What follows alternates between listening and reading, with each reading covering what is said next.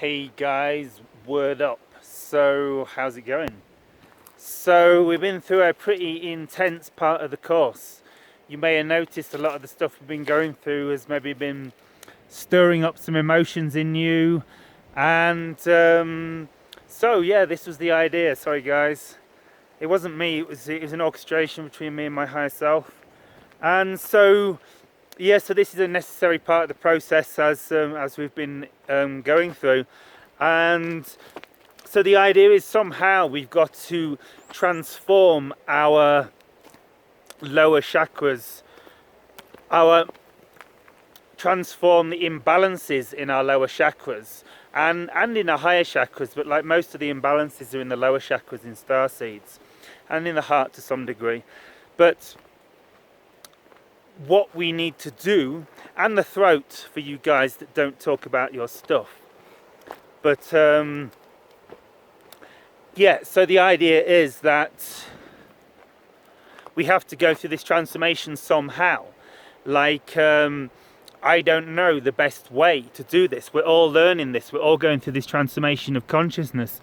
And we're all healing these old patterns, these weird negative beliefs that prey on us and suck us in to these disempowering beliefs, these ideas of I'm not good enough, I've got no energy, I can't do this, I haven't got the intelligence, I just feel sick and I keep getting sicker and sicker and I can't seem to break this cycle, and yeah, it's because we're having these thoughts that we create this reality.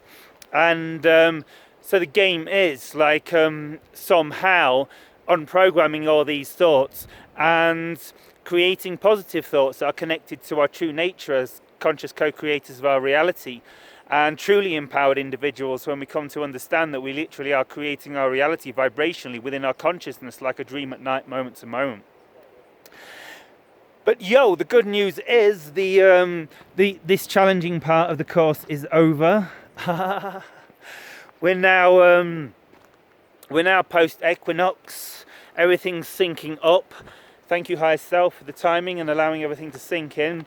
Energies are moving much higher now, and so it's going to sink in nicely with the remainder of the course, which is going to be focused on a lot more fun contact stuff.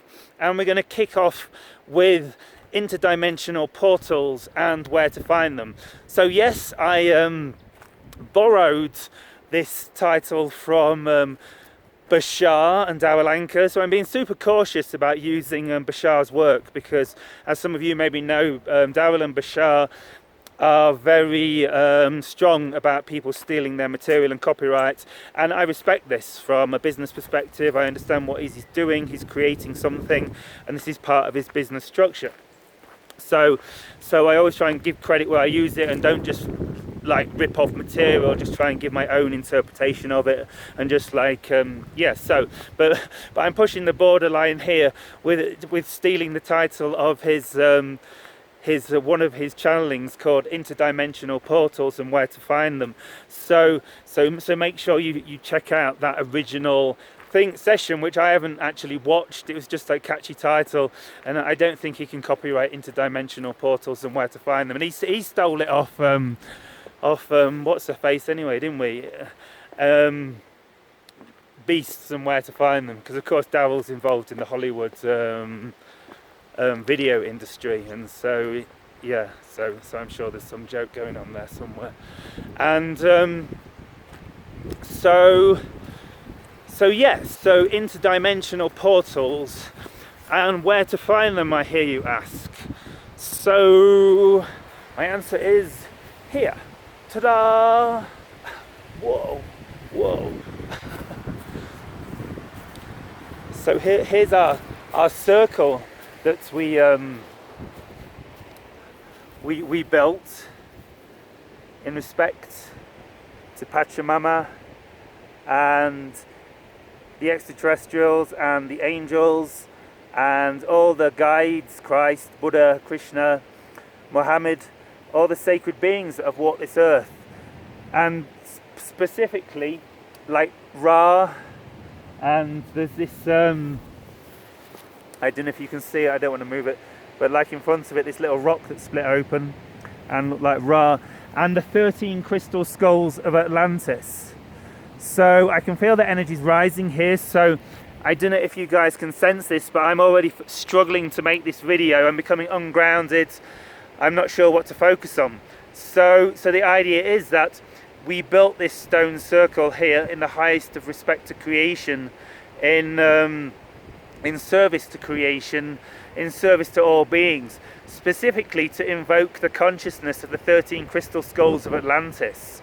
And so another Bashar video, so I think I'm giving fair feedback for stealing the title here. So Bashar, the crystal skulls of Atlantis, something like this. I'll put a link to it, and perhaps put some links to the Bashar material in the PDF. And so there's a video called the 13 crystal skulls of Atlantis, where Bashar sits, or Daryl sits next to the Mitchell Hedges crystal skull. And so the story goes, there's 13 crystal skulls that were forged in Atlantis, and one master skull, the Zero skull, and they were like 13 wise masters of Atlantis. Hold on, I'm gonna rest the phone somewhere, guys, so you don't get this shake.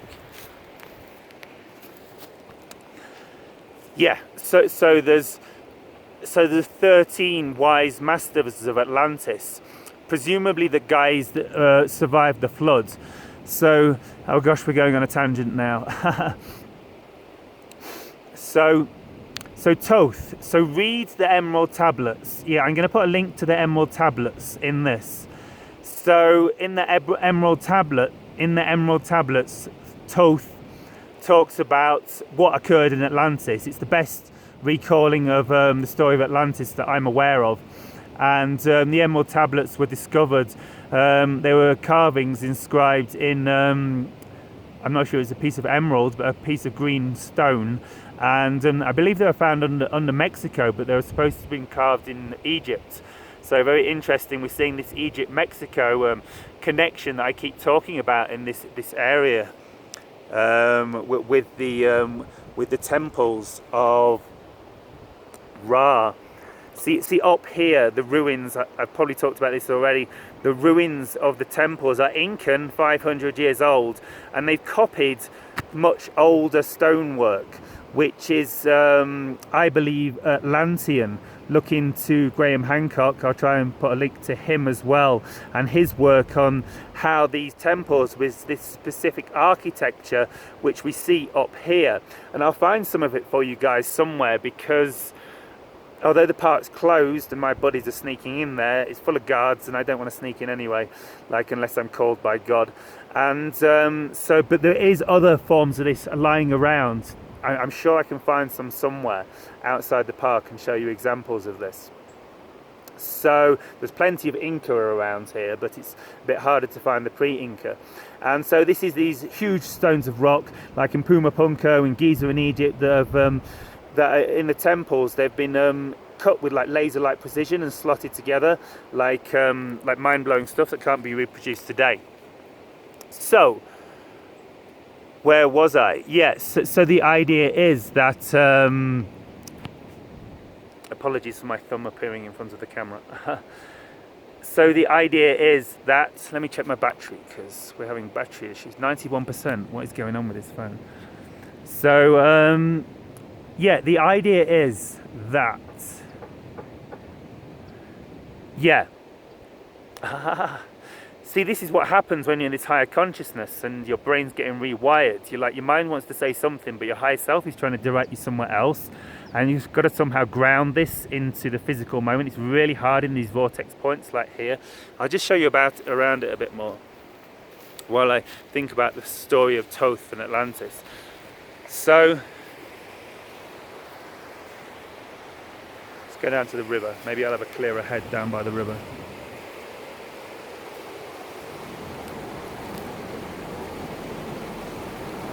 I'm gonna have to shout. Yeah, so.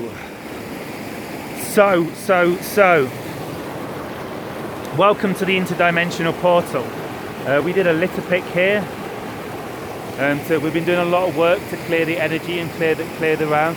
So that stone circle we built there's crystals. There's a nice quartz crystal in the middle, and 13 quartz crystal tumble stones underneath it to hold high frequencies. We like cleanse them in the water, then place them under there, and that will draw in, I'm sure you guys know about this, like positive energies. I don't know the exact science of it, but I tell you it's working. Hey, look out for more stuff I'm doing with crystals. I'm getting big downloads. I'll show you before the end of the course. So, ching ching ching. Yes, so in Totho Atlantis, Atlantis flooded. There was an island left where a few people survived. These were beings like Thoth and Ra, I believe, and then they spread across the world to like Thoth landed in Egypt and set up his teachings in Egypt. Ra, I don't know, went all over, and like so there's a lot of these grand masters, and some of them came to South America. Perhaps like these great gods like Quetzalcoatl and stuff were Atlantean beings, or certainly descendants of Atlantean beings.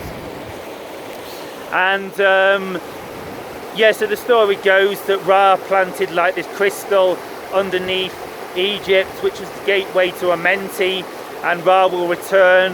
And so you can read about this in the link.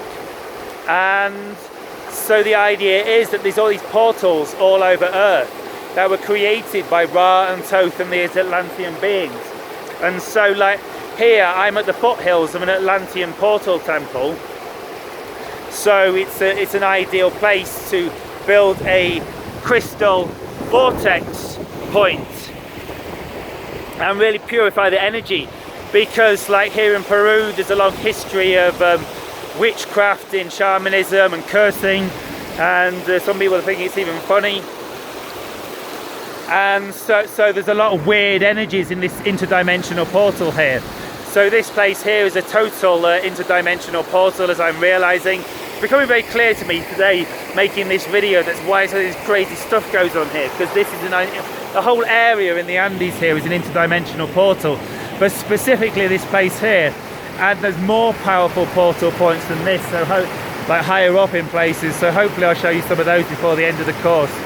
But yeah, the idea is they're all in like sacred sites, chakra points, like Lake Titicaca, the sacral chakra of the earth. It's not too far from here in Peru. It's all connected energetically. They're like ley line grids, sometimes called dragon lines, and it's same as in the human body. We have 7 chakras, we have energy meridians that go all through our body, and it's the same in Gaia. And so we need to connect into these. In olden times, they would say the veil is thin here. Have a great day, guys. Shivai.